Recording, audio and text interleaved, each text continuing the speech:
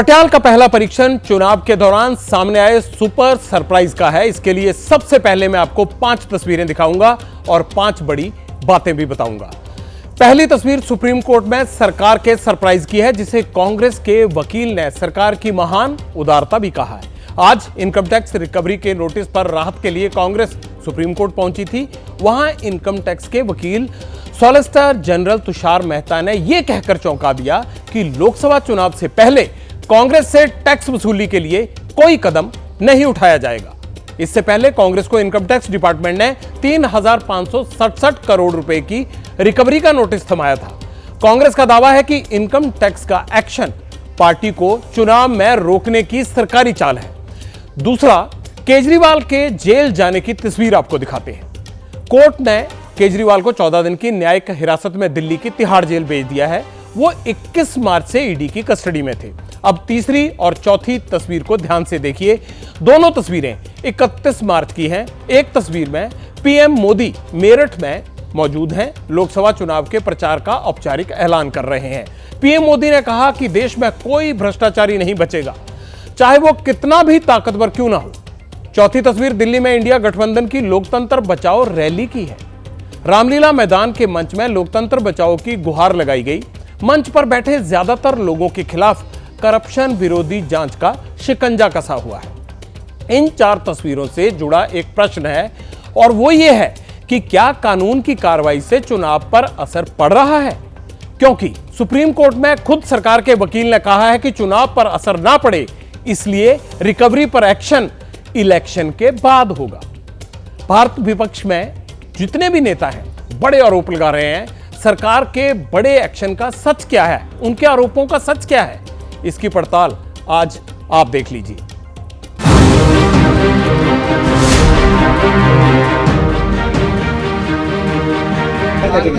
कुछ कहना चाहेंगे? देश के लिए अच्छा नहीं है।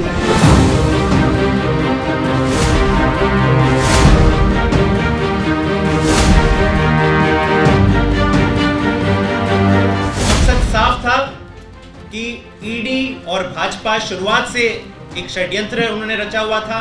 पूछताछ करना कोई इनका मकसद नहीं था। मकसद था अरविंद केजरीवाल को जेल में डालो, कैसे भी करके अरविंद केजरीवाल लोकसभा चुनाव में प्रचार ना कर पाए।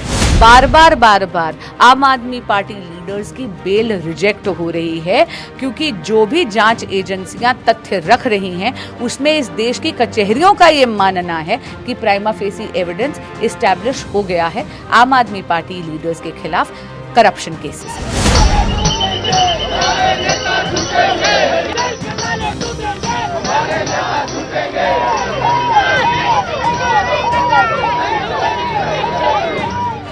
मुझे लगता है कि ये पूरे चीज़ को होने के बाद इनकम टैक्स की लायबिलिटी जो है कांग्रेस पार्टी की 1823 करोड़ से जो अभी है उससे कहीं ज़्यादा हो सकता, 3,500-4,000 करोड़ भी का भुगतान करना पड़े, तो इसकी भी नोटिस उनको ज़रूर आएगी।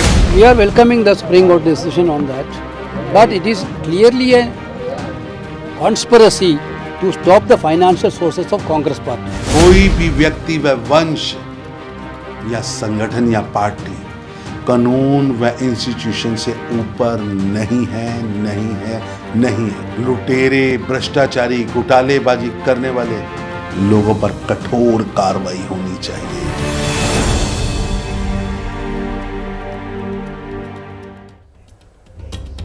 इनकम टैक्स रिकवरी एक कानूनी प्रक्रिया है, लेकिन इनकम टैक्स ने इस कानूनी प्रक्रिया पर चुनाव तक रोक लगा ली है।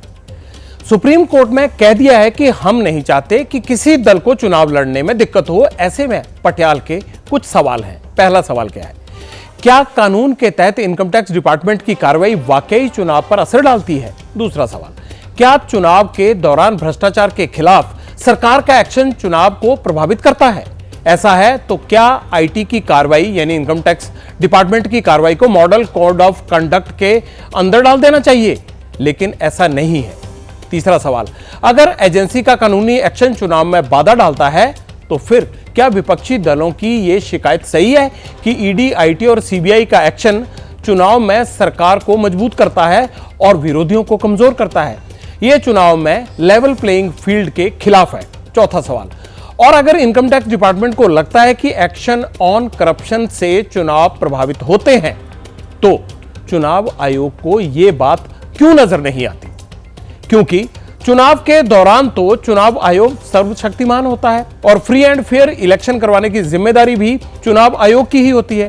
कांग्रेस के बड़े नेता के बयान से तो लगता है कि चुनाव में सभी दल बराबर हों, चुनाव में कोई कमजोर मजबूत ना हो, इसके लिए आईटी के एक्शन पर रोक जरूरी थी। राहत तो टेम्परेरी है क्योंकि ये 24 जुलाई तक की है, मगर इस राहत से अब हम चुनाव तो लड़ पाएंगे। बीजेपी ने तो हालत ये कर दी थी कि हमारे अकाउंट्स पहले फ्रीज किए, फिर 135 करोड़ रुपए उस अकाउंट से निकाल लिए, फिर हम पूरे वक्त कोर्ट में कचहरी में अपने केसेस ही लड़ रहे थे। हमको पता था कि हम लड़ेंगे भी तो नहीं जीतेंगे, तो भी हम लड़ रहे थे। 3,500 करोड़ प्लस की रिकवरी निकाल दी, डिमांड नोटिस निकाल दिए पिछले 3-4 दिनों में। इससे तो समझ आने लगा ना कि आप कांग्रेस पार्टी को खत्म करने में तुले हो, आप कांग्रेस मुक्त भारत चाहते हो। देश के सबसे पुराने राजनीतिक दल कांग्रेस को आज राहत मिल गई, लेकिन सबसे तेजी से राष्ट्रीय दल का दर्जा पाने वाली आम आदमी पार्टी की आफत बढ़ गई है। अरविंद केजरीवाल को तिहाड़ जेल भेज दिया गया है। यह कैसे हुआ वो भी जानिए। आज एक बार फिर पीएमएलए कोर्ट में अरविंद केजरीवाल की पेशी हुई, जिसमें शराब घोटाले के आरोप में ईडी ने केजरीवाल को न्यायिक हिरासत में भेजने की डिमांड की। अपने दावों के समर्थन में ईडी ने क्या कहा वो भी सुनिए। ईडी की तरफ से सॉलिसिटर जनरल SVA राजू ने कहा, अरविंद केजरीवाल ने रिमांड के दौरान जांच में सहयोग नहीं किया। केजरीवाल सीधे सीधे सवालों के जवाब नहीं दे रहे हैं। ईडी के वकील ने कहा वो बार बार कुछ कह रहे हैं कि उनको कुछ पता ही नहीं है।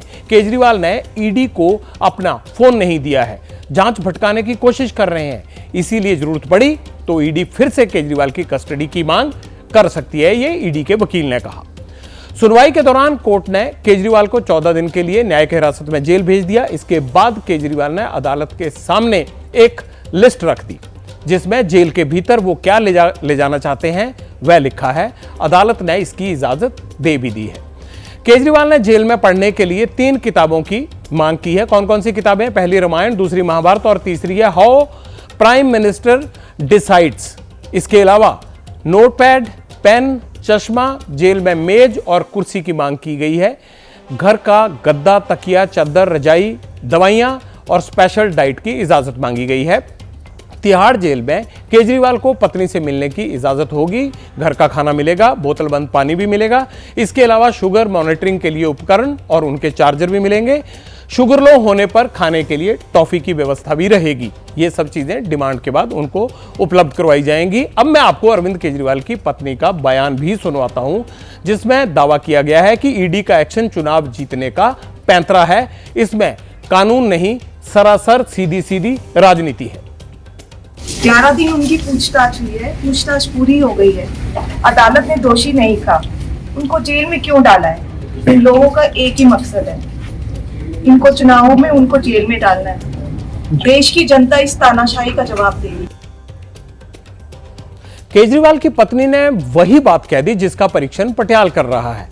एक्शन करप्शन के खिलाफ है या फिर राजनीतिक विरोधियों के खिलाफ? एजेंसी की कार्रवाई भ्रष्टाचार रोकने के लिए है या फिर चुनाव में अपोनेंट्स को रोकने के लिए है? अब मैं आपको 2 और तस्वीरें दिखाता हूं। पहली तस्वीर साल 2011 की है, जब समाजसेवी अन्ना हजारे और अरविंद केजरीवाल को गिरफ्तार किया गया था। मुद्दा जन लोकपाल बिल का था।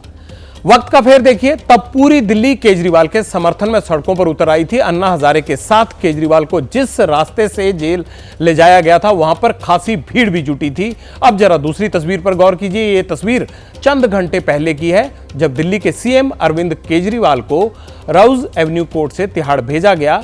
सड़कों पर ना तो समर्थकों का वैसा जमावड़ा था और ना अन्ना हजारे वाले आंदोलन जैसा समर्थन वहां पर दिख रहा था। तो ये वक्त का फेर होता है।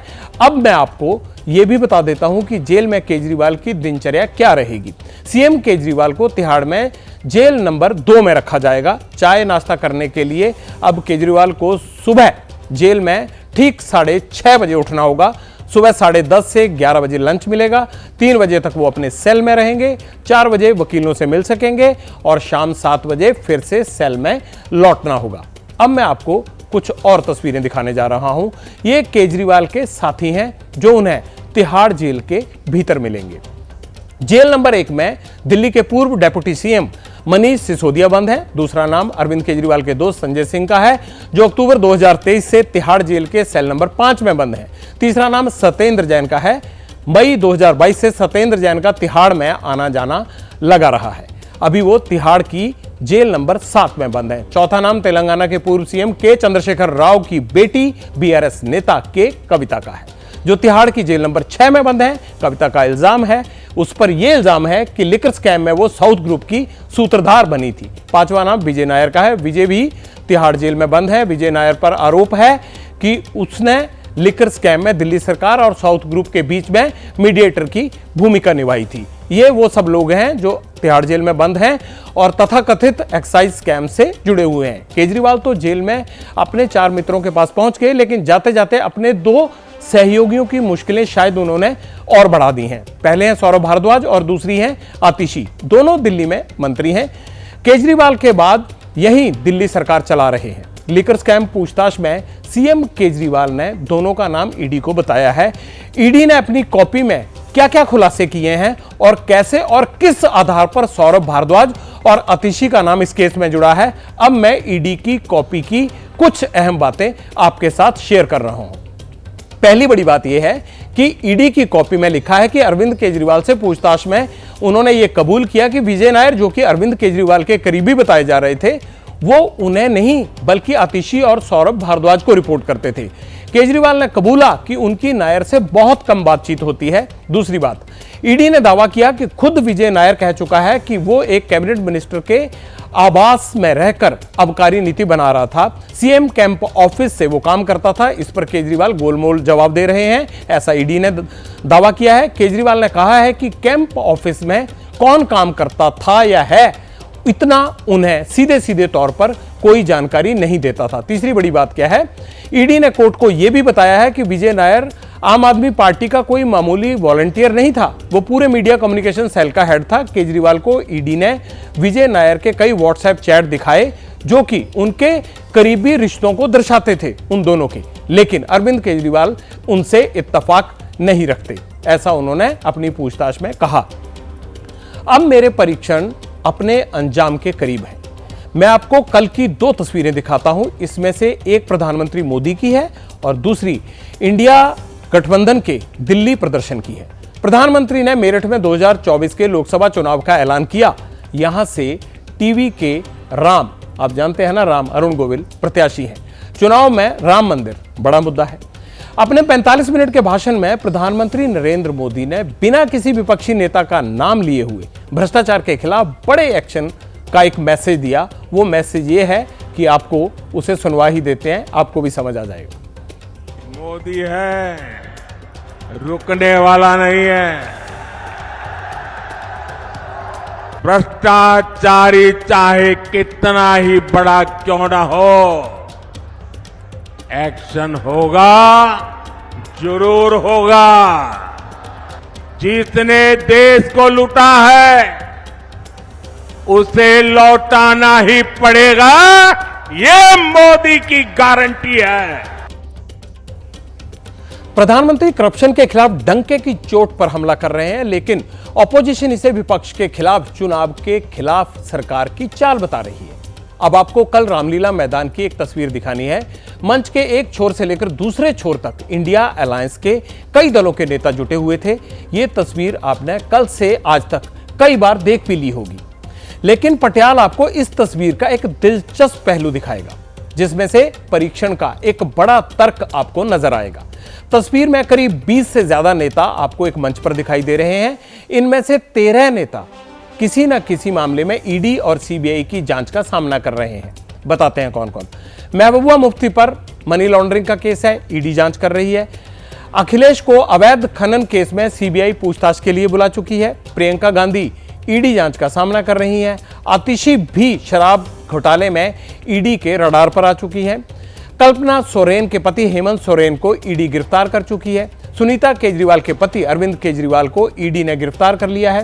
नेशनल हेराल्ड केस में मल्लिकार्जुन खड़गे से ईडी पूछताछ हो चुकी है। शरद पवार के पोते से ईडी कोऑपरेटिव बैंक घोटाले के केस में पूछताछ हुई है। नेशनल हेराल्ड केस में सोनिया गांधी और राहुल गांधी से ईडी की पूछताछ हो चुकी है। फारूक अब्दुल्ला पर ईडी और सीबीआई दोनों की ही जांच चल रही है। Tejashwi Yadav land for job scam में ईडी की लिस्ट में है। केसी वेणुगोपाल सोलर घोटाले में सीबीआई जांच का सामना कर रहे हैं।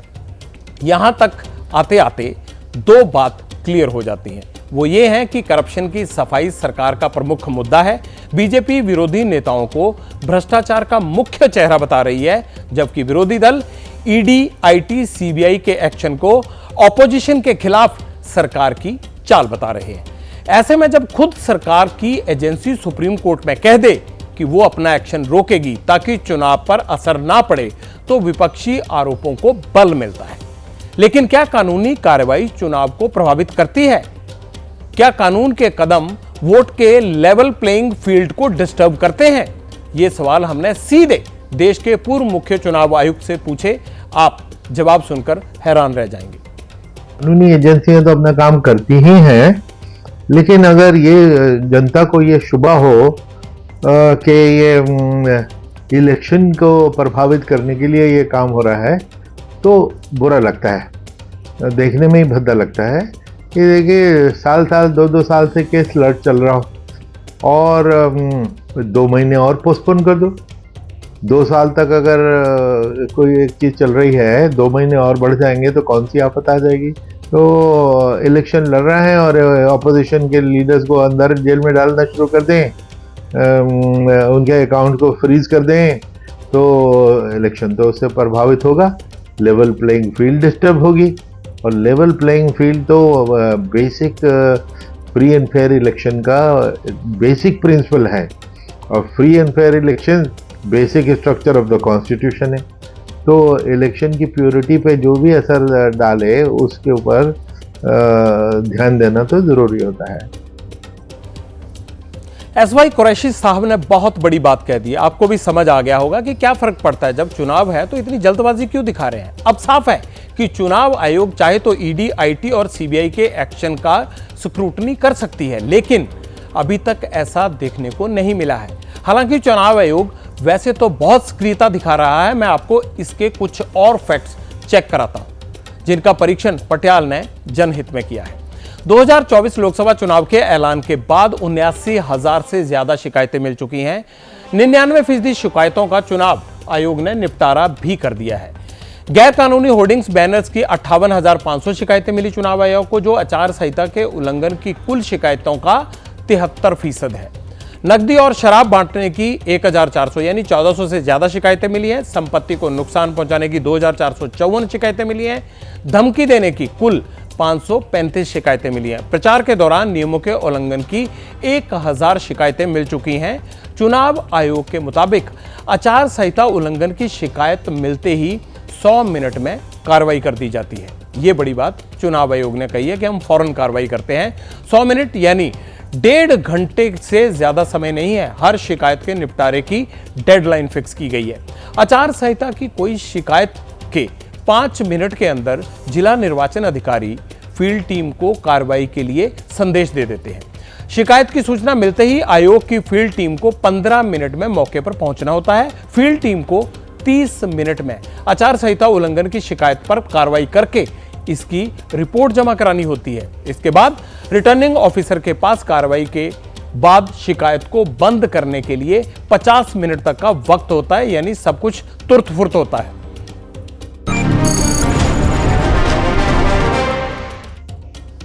तो देश के पूर्व मुख्य चुनाव आयुक्त की बातें माने तो चुनाव आयोग लेवल प्लेइंग फील्ड के लिए और ज्यादा सक्रिय हो सकता है। शिकायतों का निपटारा तेजी से कर सकता है, उसकी गुंजाइश है। जैसे ही घड़ी का काटा दोपहर 2:30 पे आए, बबीता जी का दिल सास बहू साजिश के लिए मचल जाए।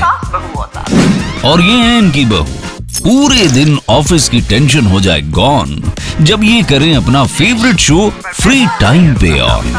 इनकी तरह आप भी देखिए अपना फेवरेट शो अपने टाइम पर और डाउनलोड कीजिए एबीपी लाइव ऐप अपने स्मार्ट टीवी पर।